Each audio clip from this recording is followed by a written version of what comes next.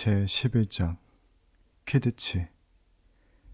11월이 되자 날씨가 매우 추워졌다.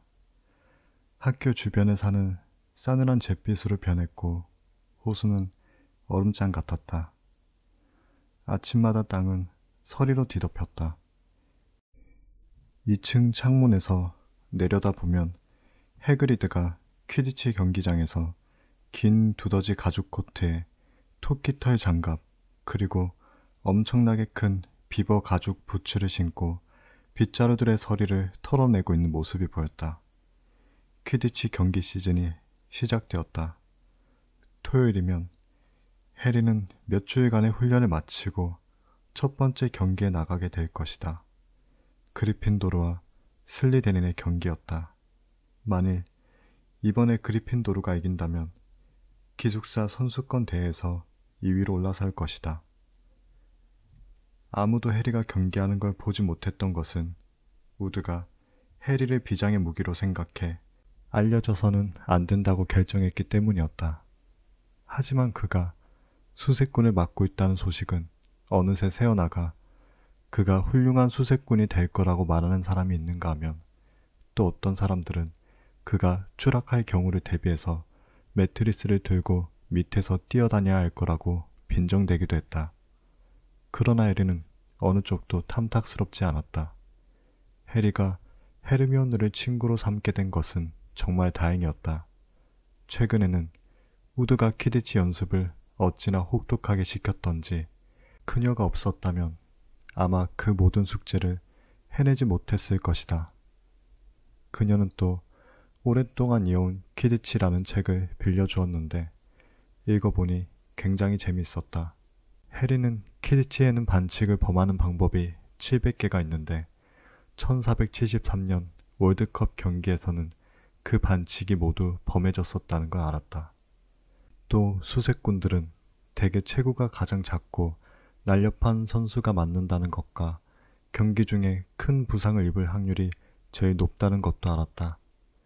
그리고 비록 퀴디치 경기를 하다가 죽는 경우가 아주 드물긴 했지만 심판들은 간혹 온데간데 없이 사라졌다가 몇 달 뒤 사하라 사막에서 나타나는 일들이 있었다고 했다.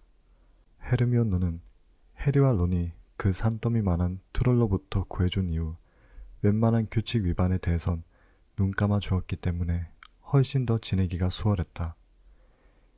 해리의 첫 번째 퀴디치 경기 전날 그들 셋은 쉬는 시간에 앞마당으로 나갔는데 바깥 날씨가 너무 춥자 그녀가 마법을 써서 잼병에 넣고 다닐 수 있는 하늘색 난로 하나를 만들어냈다. 그들이 그 난로에 등을 대고 서서 운기를 쬐고 있을 때 스네이프가 마당 앞으로 지나갔다. 해리는 스네이프가 절뚝거리고 있다는 걸 단번에 알아챘다. 해리와 론과 헤르미온느는 그 난로가 보이지 않도록 더 가까이 모여들었다. 그것이 허용되지 않을 게 뻔했기 때문이었다. 그러나 유감스럽게도 죄지은 것 같은 그들의 표정이 스네이프의 눈에 띄었다. 그는 절뚝거리며 다가왔다. 그는 아직 그 난로를 보지는 못했지만 어쨌든 그들에게 잔소리할 구실을 찾고 있는 것 같았다. 그게 뭐지, 포터? 그건 오랫동안 이어진 퀴디치였다. 해리가 그 책을 그에게 보여주었다. 도서관 책들은 학교 밖으로 가지고 나오면 안 돼. 스네이프가 말했다. 그 책을 읽으네. 그리핀도르에서 5점 감점이다. 그는 그 규칙을 막 만들어낸 거야. 스네이프가 절뚝거리며 저쪽으로 걸어가자 해리가 화가 나서 중얼거렸다. 그런데 그의 다리가 왜 그런 거지? 몰라. 하지만 그가 정말로 아팠으면 좋겠어. 론이 쌀쌀맞게 말했다. 그날 저녁 그리핀도르의 학생 휴게실은 아주 소란스러웠다. 해리와 론과 헤르미온느는 창가에 함께 앉아 있었다. 헤르미온느가 해리와 론의 마법 숙제를 점검해주고 있었던 것이다. 그녀는 절대로 숙제를 베끼게 하지는 않았지만 한번 읽어주는 것은 기꺼이 해주었고 그들은 어쨌든 올바른 답을 찾아갔다. 해리는 불안했다. 그는 오랫동안 이어온 키디치를 빨리 되돌려 받고 싶었다. 내일 다시 그것 때문에 신경 쓰고 싶지는 않았다. 내가 왜 스네이프를 무서워하는 걸까? 그는 일어서면서 론과 헤르미온느에게 책을 돌려받을 수 있는지 스네이프에게 물어보러 가겠다고 말했다.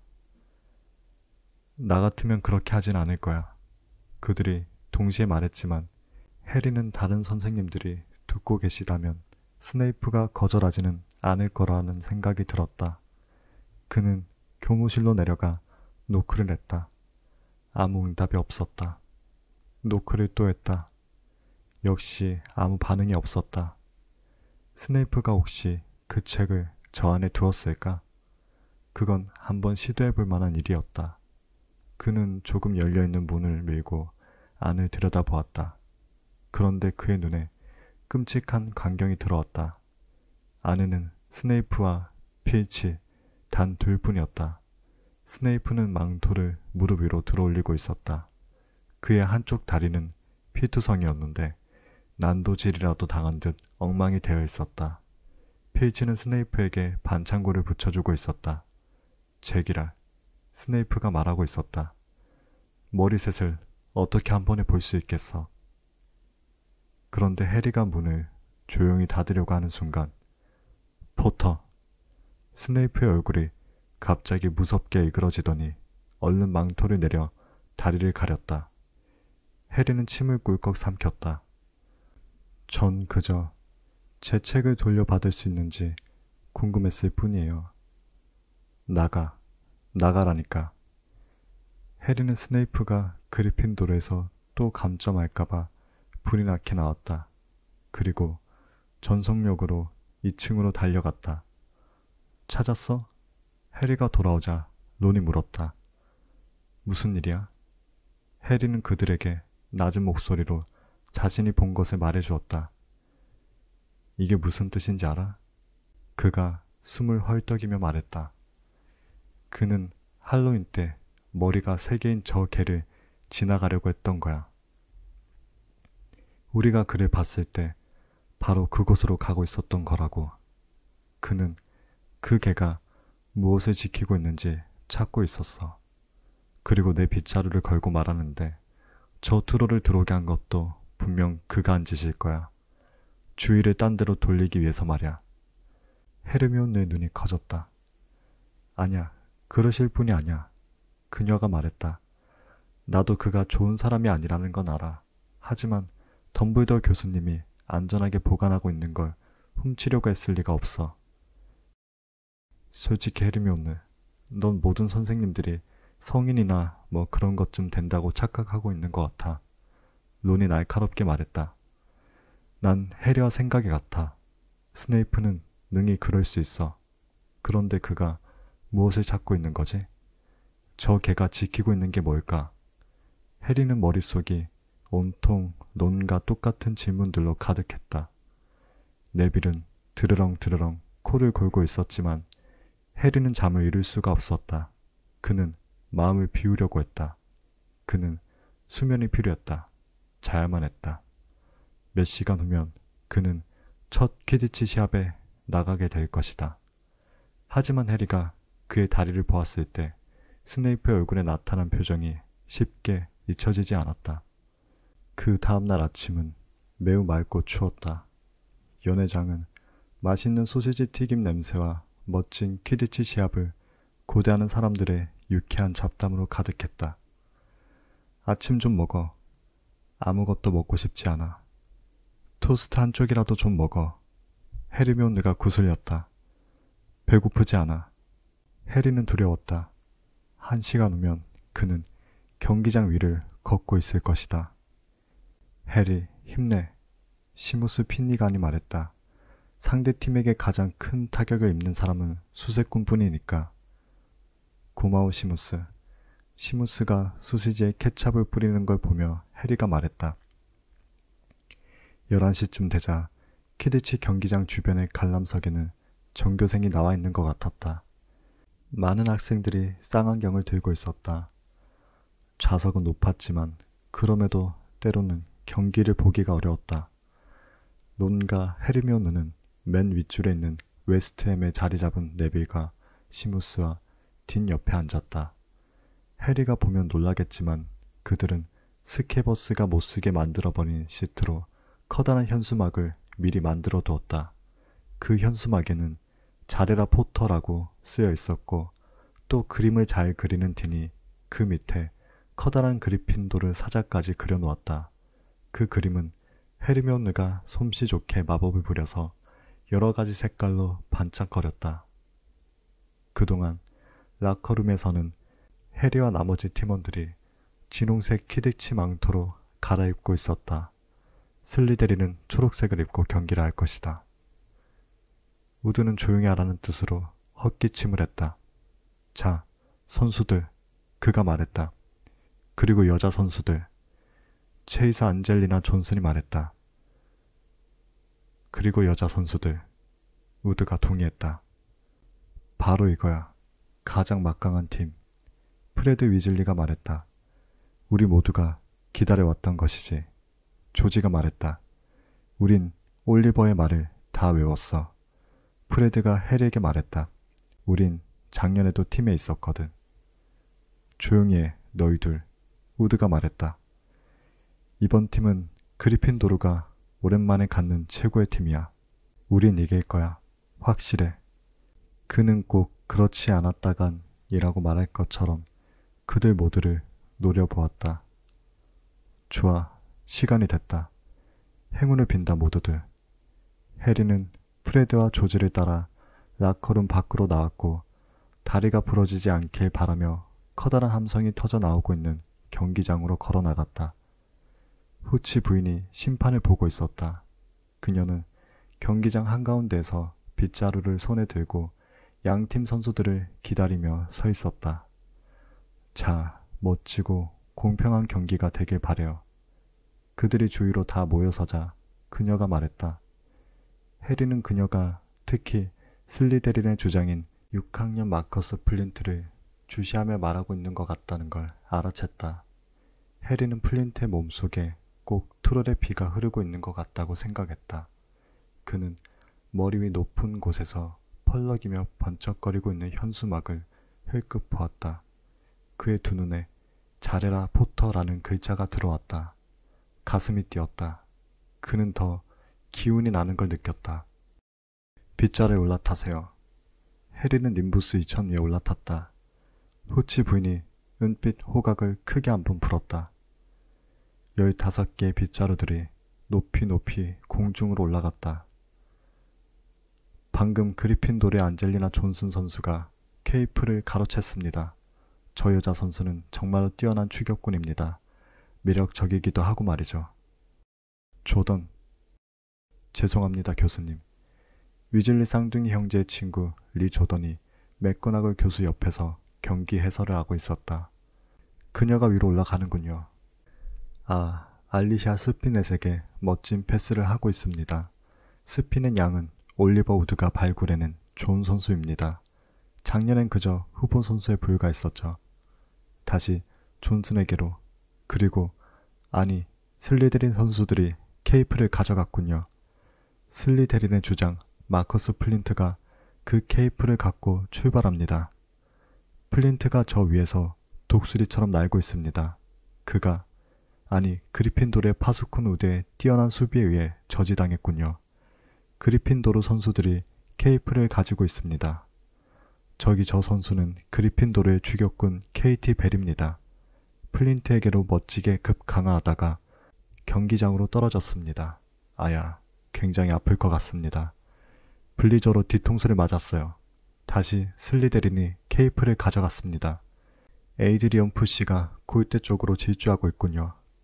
하지만 또다시 블리저에게 막혔습니다.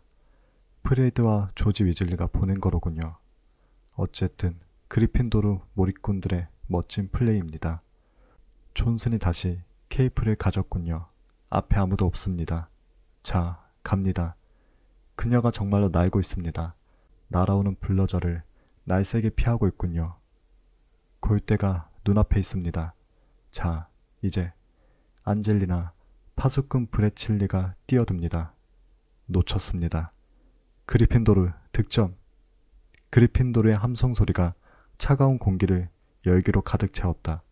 슬리데린에서는 불평과 신음소리가 터져나왔다. 저 위로 조금만 가. 해그리드. 론과 헤르미온느는 해그리드가 들어올 공간을 만들어 주려고 바짝 붙어 앉았다. 비는 내 오두막에서 보고 있어. 해그리드가 목에 걸린 커다란 쌍안경을 두드리며 말했다. 그래도 이렇게 군중 속에 앉아서 보는 것과는 확실히 다르지. 스니치가 나타날 기미는 아직 없니? 아니요, 론이 말했다. 해리는 아직 할 일이 많지 않아요. 계속해서 위험을 면하는 것, 그게 중요해. 해그리드가 쌍안경을 들어 하늘로 쳐들고 작은 점처럼 된 해리를 보았다.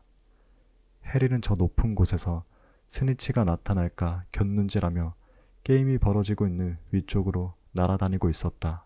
이건 우드와 함께 짠 경기 작전의 일부였다. 스니치를 발견할 때까지 넌 물러서 있어. 우드가 말했었다.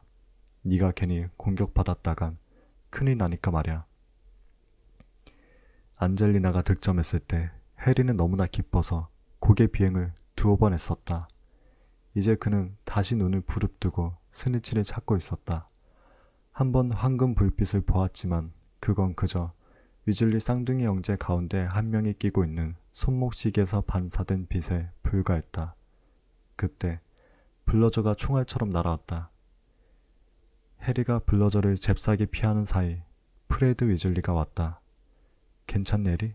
그가 그 블러저를 마커스 플린트 쪽으로 세게 쳐내며 소리쳤다. 슬리데린이 갖고 있습니다. 리 조던이 말하고 있었다. 추격군 푸시가 두 블러저와 위즐리 형제와 추격군 배를 피해 달리고 있습니다. 잠깐, 저게 스니치였나요? 에이드리언 푸시가 그의 왼쪽 귀로 스쳐 지나간 황금 불빛을 찾는데 정신이 팔려 케이프를 떨어뜨리자 군중 속에서 불평 소리가 터져 나왔다. 해리는 그것을 보았다. 그는 밀려오는 흥분 속에 그 황금 불빛을 따라 아래로 돌진했다. 슬리데린의 수색군 테렌스 힉스도 그것을 보았었다. 그들은 스니치를 향해 나란히 날아갔다. 모든 추격군들이 자신들의 임무가 무엇인지 잊은 듯 공중에 떠서 지켜보고 있었다. 해리가 힉스보다 더 빨랐다. 그는 그 작고 동그란 공이 날개를 퍼덕거리며 앞으로 쏜살같이 날아가는 걸 볼 수 있었다. 그는 젖먹던 힘까지 내어 속도를 냈다. 쾅! 아래 그리핀도르 쪽에서 분노의 암성이 터져 나왔다. 마커스 플린트가 일부러 해리를 막아서는 바람에 해리의 빗자루가 갑자기 진로를 바꾸었던 것이다.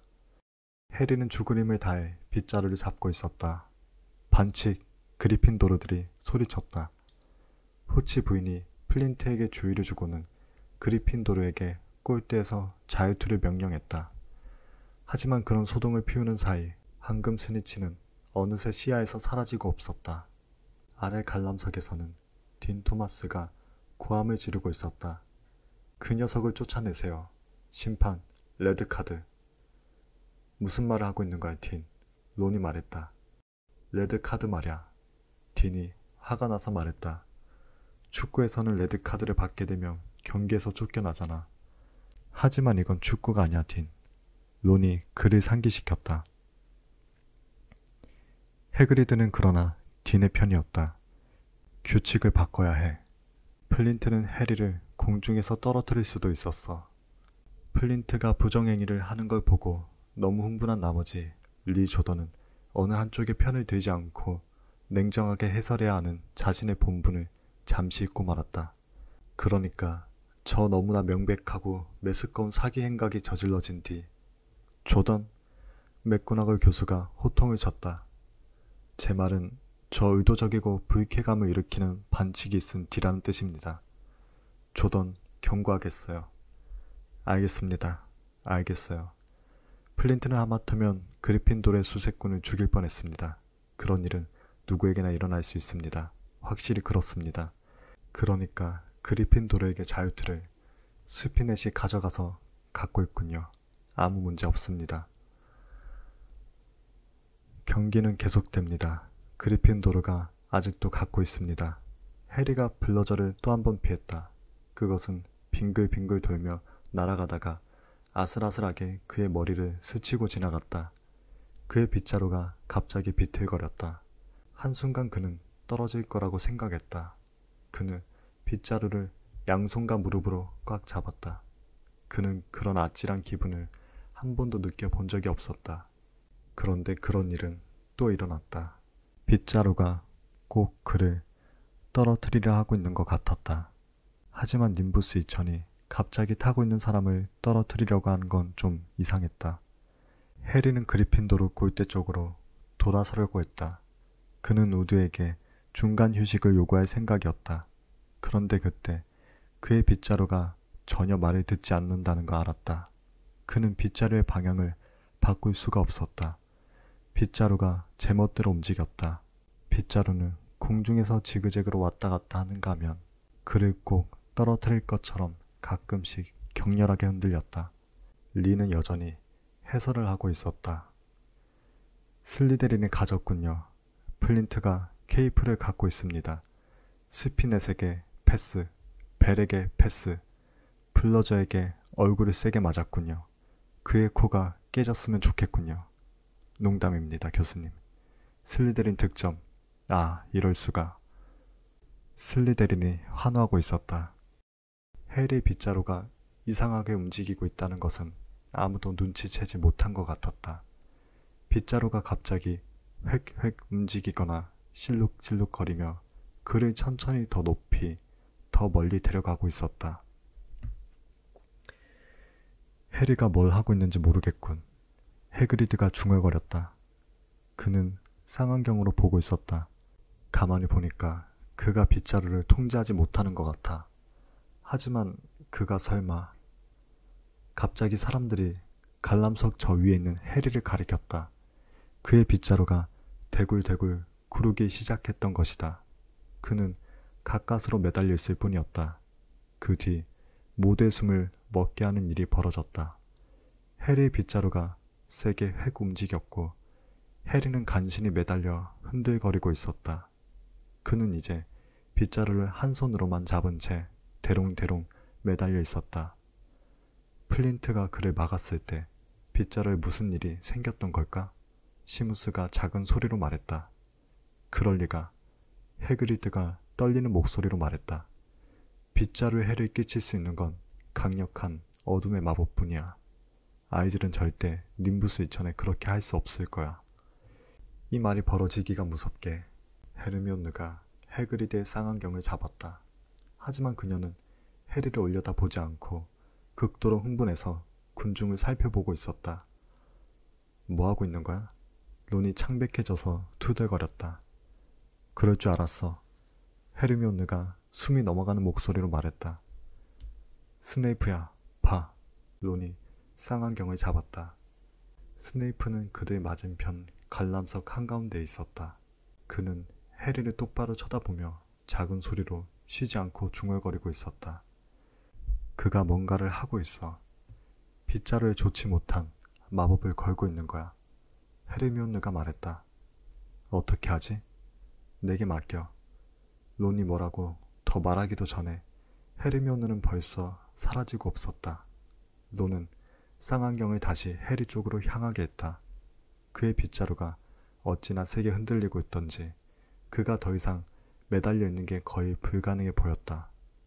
군중들이 모두 일어서서 겁에 질려 바라보고 있을 때 위즐리 형제가 날아올라 해리를 자신들의 빗자루 위로 끌어당기려고 했지만 아무 소용이 없었다. 그들이 그의 곁으로 다가갈 때마다 그 빗자루가 더 높이 뛰어올랐던 것이다.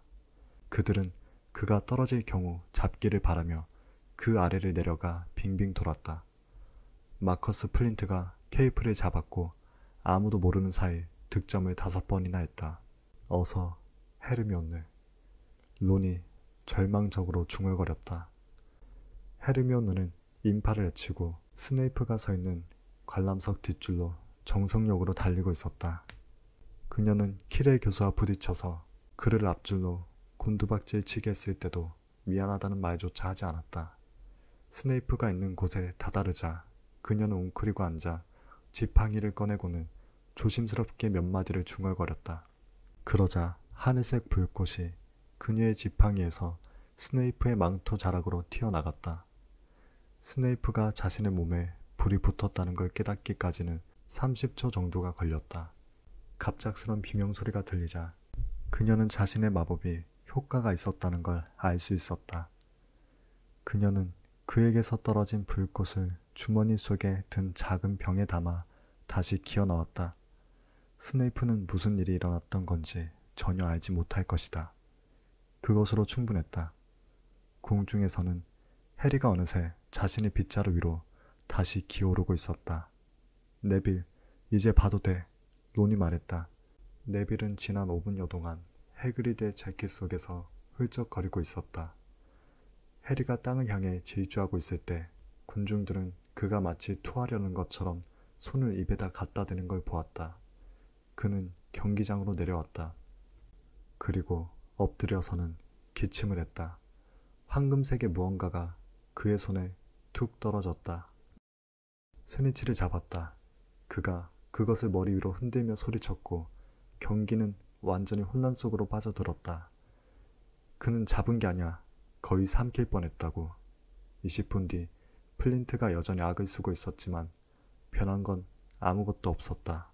해리는 어떤 규칙도 어기지 않았고 리 조던은 여전히 쾌활하게 그 결과를 큰 소리로 말해주고 있었다. 그리핀도르가 170대 60으로 이겼다. 해리는 그러나 함성 때문에 최종 경기 결과를 알리는 소리를 전혀 듣지 못했다. 해리는 해그리드의 오두막에서 론과 헤르미온느와 함께 진한 차를 끓이고 있었다. 스네이프가 그랬어. 론이 설명하고 있었다. 헤르미온느와 내가 보았어. 그는 네게서 눈을 떼지 않고 뭐라고 중얼거리며 네 빗자루를 저주하고 있었어. 쓸데없는 소리.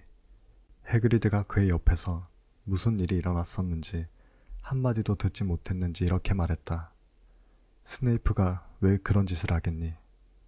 해리와 론과 헤르미온느는 그에게 뭐라고 말할까 생각하며 서로를 바라보았다.